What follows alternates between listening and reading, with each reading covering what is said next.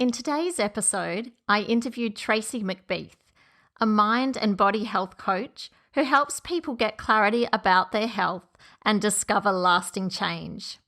Tracey is also the host of the Nourished Mumlife podcast and a coach with the Sante Circle lifestyle change program.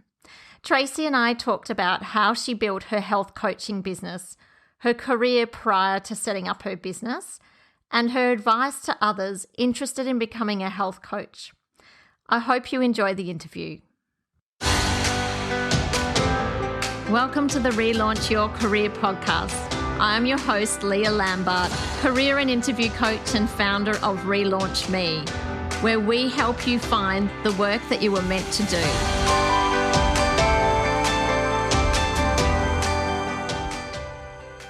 Today, it's great to have you on the podcast.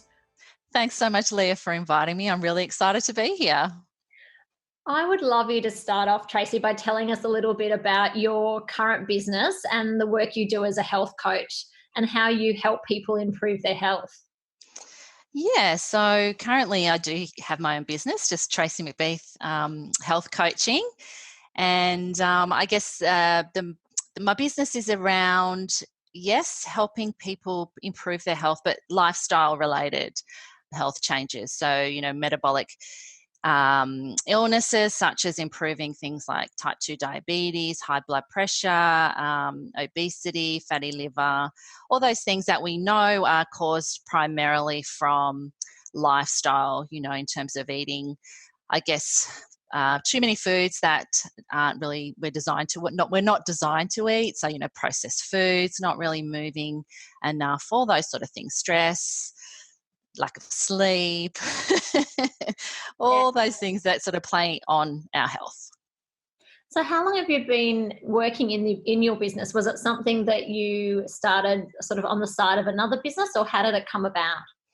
Yeah, so it definitely evolved from my personal training business. So I was a personal trainer for about 12 years. In and around having my children, I worked in gyms, and then I eventually set up my own personal training studio at home. And, I sort of came and went from that. I've got 5 kids, so I did obviously have quite a bit of time out during that time. But I guess my own sort of health started to deteriorate after I had my fourth child. Actually, I struggled to lose the weight. I was 40, or had him at 39, and then 40. I couldn't, all the things I traditionally done to sort of lose the baby weight weren't working anymore. I then had another child at 41, and it sort of got to the point where I was feeling really crappy all the time, really tired, had no energy, certainly really was struggling to get back into my own work. And my husband at the same time had a couple of health scares, and it kind of led us both down the path of finding some alternatives. So he's always been into fitness as well. He's a martial artist. And we both together, I guess, decided to find out whether there was things, again, that we were being told that maybe weren't working for us. So that led me down, a path of really seeing that I could help people more by understanding a whole lot more than just exercise. So personal training is really, really rewarding, but it was limiting me in how I felt I could really help people. Particularly when I found the answers for me and sort of went down the path of doing that study. I did combine the two for a little bit, and then I decided that the health coaching was where I really wanted to put all my energy. And what was the study that you did for the health coaching? Yeah, so there was nothing, unfortunately, within Australia. So what my husband and I really found out was that the standard dietary guidelines that, we're told to operate under really weren't helping our health. And that was the reason behind us becoming insulin resistant and close to type 2 diabetes, because we were consuming basically too many refined carbohydrates and whole grains, which we really understood when we looked at the science of it. We're converting to sugar in our body. And sugar is the number one factor in all of that sort of stuff. especially because it wasn't exercise for us. So, we were always have always done that. So it wasn't a fact that we didn't need to eat less and move more. We really needed to change what we were eating in the first place. So I did a lot of research around trying to find something that I could, I guess, give me qualification around that wasn't going to just tell me to teach the dietary guidelines. And there was unfortunately nothing I could find in Australia at that time. There are a few now, but there wasn't. This was 5 years ago. 6 years ago, actually, probably 5 or 6 years ago. So I did a course through the Real Meal Revolution in South Africa, which was all online, and that gave me qualification of a banting coach, banting is just another word for a low carb coach. And then from there, if some of your listeners may have heard of Professor Tim Noakes, he's one of the world leaders in exercise science, and he's a big proponent of the low-carb diet because he personally reversed his own type 2 diabetes by, following it, and he's always talking about the science and stuff. And anyway, he has an institution called the Nutrition Network, so I then went on to become a Nutrition Network advisor. And that has given me the qualifications to talk about the sort of the science around changing your diet and why it's really important to help prevent metabolic disease. Yeah, that's really interesting. And I know when I've, spoken to clients who are interested in health coaching, there are a number of different options out there. And I guess my advice is that you need to, find a course that's aligned with your thinking and your philosophies on health, or you sign up to a $10,000 course. Yes, absolutely. And they are expensive. At that time, I did consider doing one out of the US, which definitely aligned with a lot of, what I did believe. But yeah, you're right. It was like 10 grand and, I just couldn't afford to do it at that time. So these ones, because they put the money that they get from these courses back into education and back into helping, they're a not-for-profit. They were able to offer, their courses a lot cheaper. I think the only difference is you don't get a lot of support when you're finished, apart from being a part of their network. You really are on your own in terms of setting up your own business. And I had to learn from, obviously on the run, we're doing all of that, and it was trial and error, and, it's taken a long time, and yeah. Well, we've all had to learn how to set up our business, and it's certainly, it's a steep learning curve. What have been, for someone out there who is actually thinking about being a health coach, what would be some of the challenges that you have found in terms of actually building a business around this career? Yeah. Okay. Some of the challenges probably, I guess, finding your tribe. And even though, I work on my own, I'm very connected with a lot of, I guess, health professionals that also teach the principles, the low carb principles. And that's another part of my job now, which I didn't mention at the start, was that I do have a joint program with a low carb GP. And she's in Brisbane and I'm in Melbourne, and we run an online lifestyle change program. So she provides the science and the sort of, not medical advice because she's not their GP, but just a lot of the medical, information, and I provide the coaching. So that was fantastic. That only started about 6 months ago. We connected and, decided that, she asked me if I'd like to be involved in that with her, and that was fantastic.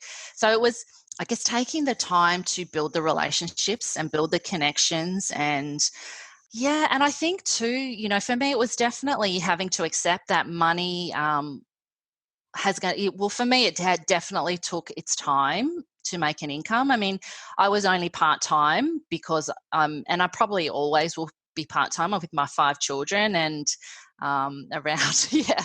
I did have another job there for a couple. I know, it blows my mind when I hear it. Isn't that crazy? Yeah, it's like an out-of-body experience. How did that happen?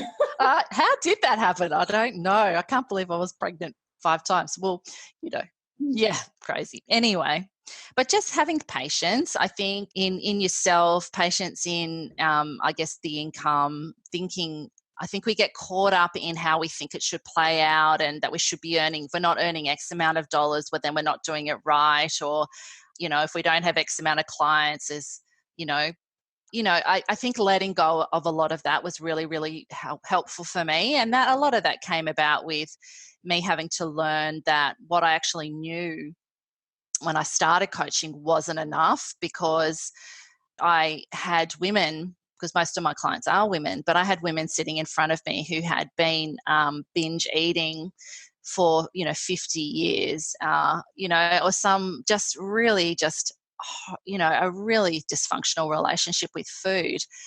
And I couldn't help them. I couldn't just go and say, look, follow these guidelines and off you go, because change is just impossible that way. It's not necessarily more information people need. They need to see how change does happen. So that led me down another path to add more of this sort of life coaching style stuff to my kit bag, if you like, which is, sort of understanding how we work in terms of human beings and all that side of thing as well. So yeah, and look, Tracey, you're so good you've had your podcast for a long time. You're often doing Facebook Lives. Like, I think for anyone who wants to be a coach, you really have to put yourself out there, don't you? 100%. 100%. It's number one about connection. And connection comes when, we can turn up as we are in who we are. And yes, it's scary to put yourself out there, because often we fear what other people will think about us, and whether they will judge us or not. But doing it anyway, showing up, connecting, being open, non-judgment, that is such a big thing. I think we're very quick to judge people and how they operate, and seeing that a coach is not about judging. We're about supporting and guiding. And I think too, what coaches really need to distinguish between is being a friend and being a coach, because they are very, very different things. And that was probably coming back to the challenges, that was something that I did have to learn. I found myself sort of coaching my family and my friends, and didn't really feel right. And I sort of had to peel a lot of that back and realize that there is a very big distinction between being a friend and being a coach. That's interesting. And sometimes it can happen the other way, where you actually coach someone and you think, actually kind of see us being friends, and often you might end up becoming friends with that person. But, if there is that coaching there, you sort of need to keep that a little bit at a distance, possibly. Absolutely. And, a lot of my clients have become my friends. I tend to have a network that allows people to come and go. I don't ever close doors, because I know people make decisions based on the thinking that they have in that moment. And if they choose to look elsewhere, or, want to follow a different path, there's always a path that will lead back to me if they would like that. So I do keep in very, very strong touch with all my past clients and current clients through things like the private Facebook group. And, I'm not big on emails, I have to say. I do have an email subscribers list, but I just find to me, because I'm really strong on the personal touch, it seems very impersonal. So I much prefer, I do regularly just text, how you going, and my clients will email me regularly, and I will always reply, whether they're currently in coaching with me or not. It's just open door policy.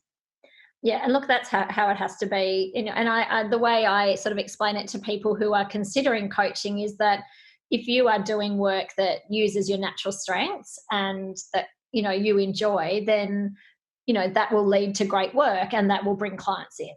The money and the people will follow. Absolutely. It's belief in what you're teaching as well, and what you're showing people. I think fundamentally you have to believe it and be living it yourself. Otherwise, I think it does come unstuck. There's not that authenticity there. I've had people, definitely disagree with what I do, and it isn't nice, because I think as human beings we like people to agree with what we do. But fundamentally, I always come back to my center of, I 100% believe in what I do. I know my intentions are always good. I really honestly just want to help and show as many people something different as I can. I'm not saying that I have all the answers, because I actually believe the person sitting in front of me has the answers, but I love to put a whole lot of different cards on the table that maybe they hadn't considered. But at the end of the day, it's their job to choose the cards they want to take. It's not the coach's job to say, if you do A, you'll get to B. It's the coach's job to say, there are many ways to get to B. Let's look at the options, and you will know the path to take yourself. That's very true. And it's quite similar to the work we do, in that, often people have been trying to make a career change for some time, but whatever they're doing is not working.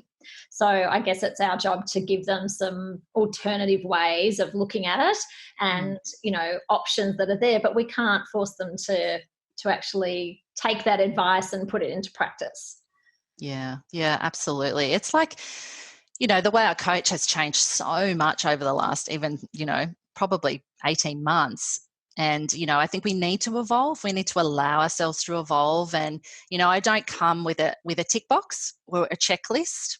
So, I'd show up. I do get pre-information from new clients, but I generally show up to what shows up to me on that day that I'm speaking to my clients, because that person, depending on their, I'm not saying mindset's not the right word, but depending on their relationship they currently have with their thinking in that time, that's the type of person, that's what's going to show up. And it'll change all the time, because we're always in flux and fluid. Our feelings are always changing. Everything's always changing. And I think that's been a really big thing for me to learn, that if I come with my agenda, I'm not going to hit what they need. And turning up with no agenda is actually quite hard. We all like, I think, to have our little tick boxes that we've covered. And I definitely was more like that in the start than what I'm not. But now I know that I have a trust that what I need to show my client will come to me. It will present itself to me when I drop my own agenda and just listen and connect with the person that's in front of me. Yeah, I can really relate to that. I think when I first started coaching, I always felt that I needed to have the answer before I even met the person. I would be researching the night before and almost thinking about what careers they could do before I'd even sat down and met with them. And now, often I just, have a look at their background, but it's all about listening, and those ideas then just come into your head and in that session, rather than actually thinking beforehand how it's going to turn out. Absolutely. Now, Tracey, you haven't always been a health coach, and I think our listeners will find this interesting, that you actually had a different career before you worked in health. Do you want to tell us a little bit about what that was and how you made the transition out? Yeah, so I've always been interested in people. So I've definitely always had, I guess, been drawn to people careers, if you like. So I did started a Bachelor of Education when I left. I did not straight away. I did a bit of, other stuff and travelled and all that after I finished school, because I wasn't sure what I wanted to do. I was probably, about 21, I think, 22. God, so long ago. I can't remember. But when I went to uni and I started to do a Bachelor of Education, because I thought I wanted to be a teacher, but then 3 years into it, I realised that I didn't want to teach. So I left with a Bachelor of Arts with a teaching, focus, and got a job then at Macquarie Bank in Sydney. I lived in Sydney at the time, in HR. So, learning and development, all about helping. I was admin when I first started, but that sort of evolved into more helping with the training and, all the personality profiling tests, Myers-Briggs, just learning and development, whatever it was that people within the organisation were needing. And I was there for about, I think it was 3.5 years, maybe 4 years. And I loved it. I did learn so much from that. And then, I left because I had my first baby. I had a year off for maternity leave. But in that time, my husband at the time, that's why I have 5 kids, so 2 marriages. But my husband at the time, he had a transfer and an opportunity come up in Melbourne. So we moved to Melbourne. And, I think I really did decide, I really felt that I needed to be home. I wasn't the time for me. I wasn't ready to go back to work. And this was, so my son, that he was 1, he's now 18. So this was, a long time ago. And we then had 2 other children quite quickly. So I sort of, everything was all just a little bit too hard to go back into work. My first husband was a doctor, so I had that luxury that I didn't have to, to rush back into work. And then when I was ready, I did think that I wanted to go back into HR, but I just couldn't get even in the door. I'd lost a lot of my contacts moving from Sydney to Melbourne, and, I just, had been too long out. I was with people, I was sort of competing against people who were, had never had any time out, and I had basically 8 years, I think, at that point. And were you looking for part-time work as well? Yes, and I was looking for part-time work. And, I sort of realised that it was part-time works were created really from people who were there full-time and needed to go part-time. So, and look, unfortunately, it's so much harder when you are relaunching your career after a break if you're looking for part-time because, well, number one, there's just not many jobs on Seek that are part-time. And, secondly, you're competing against people who are willing to go full-time. So, it's so much harder when you don't have that network. When you've moved from interstate or overseas, it does make it really tricky. Yeah. It was really tricky. And I sort of realised that, okay, I think I have to look, because I loved people. I liked the HR. I didn't really like how everything at that point, and in the business, that company that I was in, had to be brought back to the bottom line. I mean, there were so many good people left because, they felt they weren't getting what they needed. But, money was the driver, and I didn't like that. That wasn't how I naturally fit. Didn't find myself fitting with that. So that's why I thought, okay, it's time to do something different. Yeah. And look, I think when I talk to people, there's this sort of perception, and this is why I went into HR, that it is, I guess, an area where you're helping people. But at the end of the day, you work for the business. And, as we talk today, 24th of March in this week, which has turned everyone's world upside down, all these people who are losing their jobs in companies, it's HR that is delivering that news. And I mean, my heart goes out to those people who have to sit there and tell or call, hundreds and thousands of people to tell them that they've lost their job. Yeah, horrible. So, I mean, at the end of the day, HR, look, you can help people to some degree, but you work for the business, and ultimately the decision rests with the business. Absolutely. So it was interesting because I had found when I moved to Melbourne and I'd had my children, I'd found running. So my husband at the time worked long hours, and I had no family in Melbourne. They were all in Sydney. So I joined a group called Step Into Life, which are an outdoor personal training group.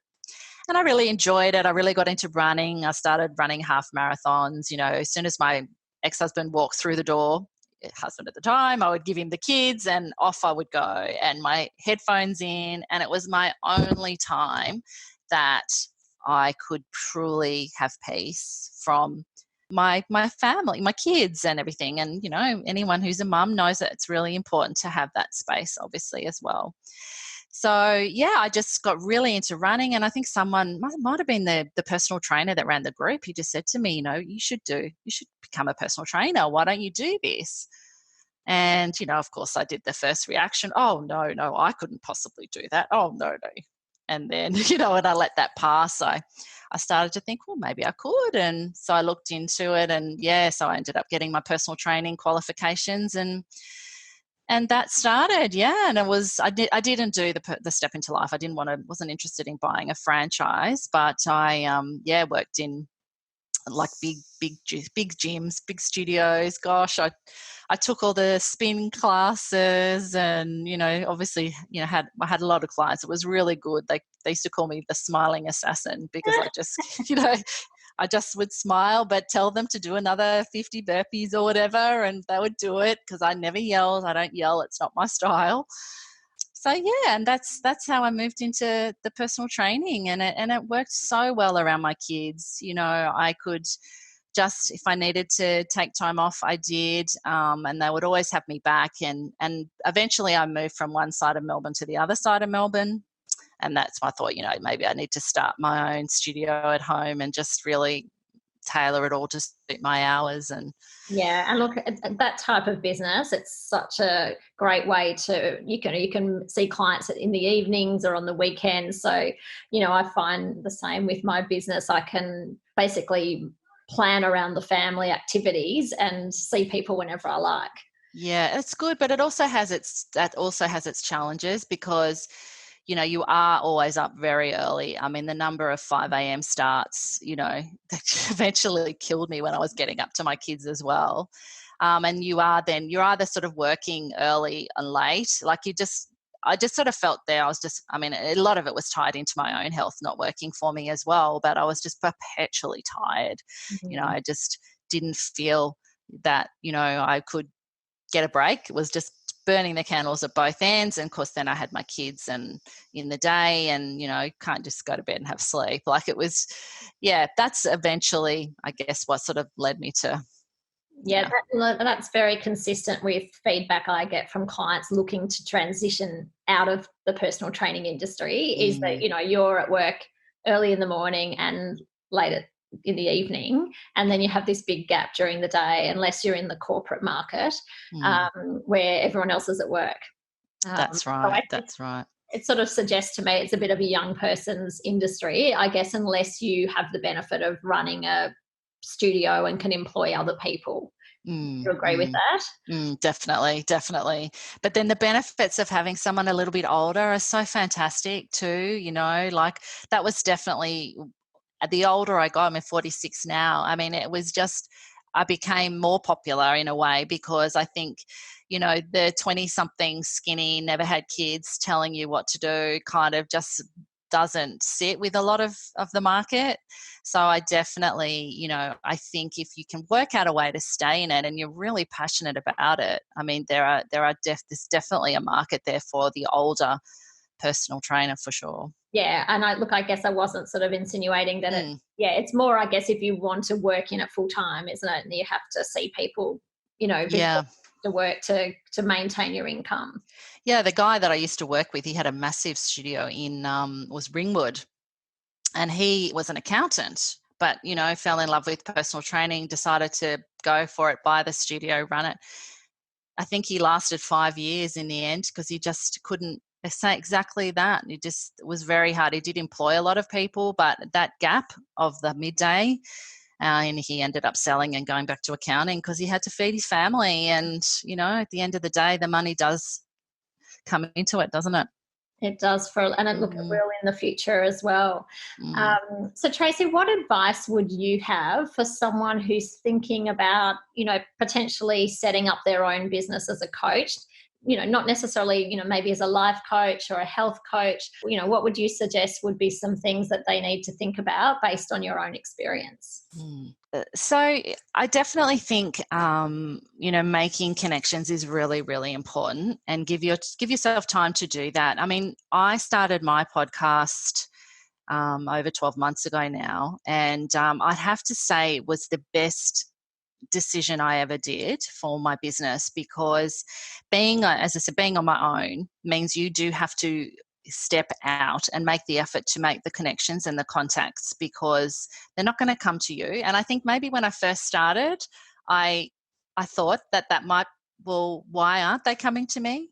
I've got so much to offer. Why are people not just knocking my door down?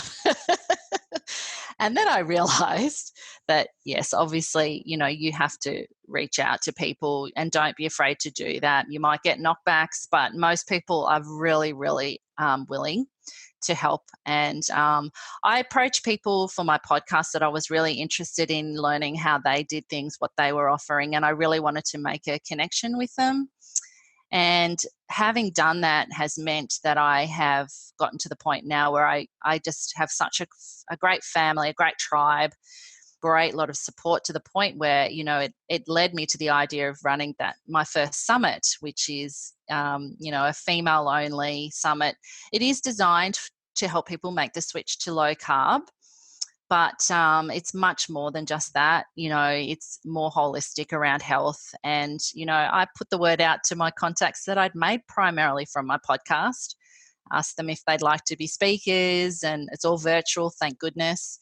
And just overwhelming response. And that would not at all have been possible had it not been for my podcast.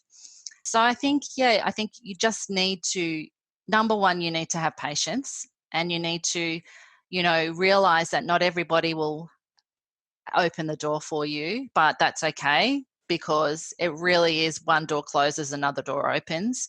Just be open to lots of new opportunities, trying different things, keep evolving. I think sitting there thinking you have all the answers is probably not very wise. I think as a coach, you have to realize that you don't have all the answers, and learning from your clients is really, a number one thing. I think if you want to be able to offer a really good service, you need to be open to what they teach you. Yeah, just I guess just keep working. What's the saying? The harder I work, the luckier I get. I mean, it is, and it isn't easy. It is definitely hard work, and you can't be afraid of working hard. Obviously, you need to balance that with your own health and your family, and that's okay. You can't do. I just don't think you can't put everything into one thing. You need to spread it out and be kind to yourself to when you do need a break, and listen to yourself and trust your wisdom, and trust the fact that, you've got it. You've got this guiding wisdom inside you, and this resilience and this strength. And I think just keep open to new paths as they present themselves to you. Maybe that's very broad. I'm sorry, but that's kind of, No, that's great advice. And I think, there's this feeling, and I hear, just when I listen to podcasts of other small business people, that there's this feeling that you've got to do everything at once. And, you've got to have a website, and you've got to have group coaching and Facebook Lives and a podcast and write a book. And, and it's quite overwhelming when you go to business networking, meetings, and you realize how much you could be doing. But it's impossible unless you've got, you employ a team of people around you. You can't possibly do all of those things, or you're up, like I probably was in the first couple of years of my business, up to midnight every night working on your business.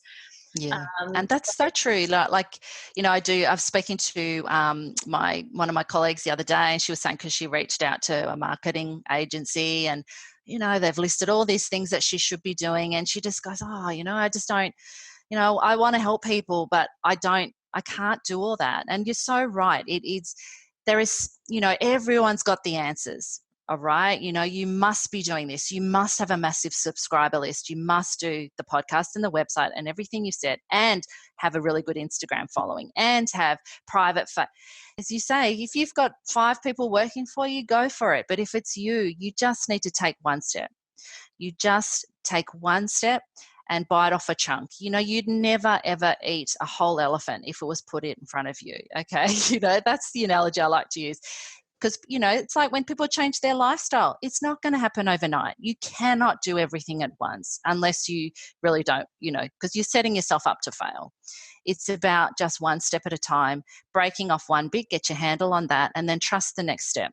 The next thing will come, and you just do one bit at a time. And, I've definitely battled with the thinking around having to have it all and be perfect and all that sort of stuff. And I just let all of that go now, and know that the perfection comes by being you and being authentic and just showing up and being, able and as real as you can. And that's the best we can all do. Yeah. And look, you do a great job of that, Tracey. Oh. I'll try. For anyone who is interested in the summit and obviously to listen to your podcast, can you tell us a little bit how they can find you? Yeah, absolutely. So I do have all my information on my website, and it's so funny because I look at my website a lot and think it's so bad. I did pay someone to set it up for me, but I haven't kept someone updating it. I do it myself. I hope they're not listening. Oh no, I know they won't be listening. But it is very basic, but it has all the information on there. So, you can start there. It's just tracymcbeath.com.au. And but I'm very much always on social media, on Instagram and my Facebook page as well. And anybody who has any questions, I promise it's always me answering. I will always answer anybody's question and point you to anything that I think might be helpful. And I do have a lot of free resources on my website because, as I said, I know I do just want to help people, and not everybody can afford a coach, but I think what I've got on there is certainly enough to help people start to see things differently and see there are other options. And so there's plenty on there just for free. That's great. And I'll put your website and your podcast, obviously. Yeah, because no one ever knows how to spell McBeath, so I get everything. And Tracey, just one final question. We're going into very scary and uncertain times over the next couple of weeks. And at this stage, it looks like we might all end up in lockdown and not able to leave the house at some point. This is going to be really difficult for people. I don't think it matters what your situation is, whether you're single, you've got a family, it's going to be horrific for a lot of people. What would your advice be for people who do want to, maintain good health and exercise during that time, particularly if, they're people that are usually very active? Yeah. I think definitely if that's what you're used to doing, I think you can still keep doing what you've always done. It's just going to be adjusting. If you have a lounge room, you can still exercise and move and do strength stuff. If you have a backyard, that's even better because you can still get out and get some sun, and getting some vitamin D from the sun every day is so important for our health. And keeping, our immune system strong. If we're coming into this with maybe not so good habits and with a health that is not as good as we want it to be, I think we need to understand that, we're all doing the best we can. And change is always uncomfortable.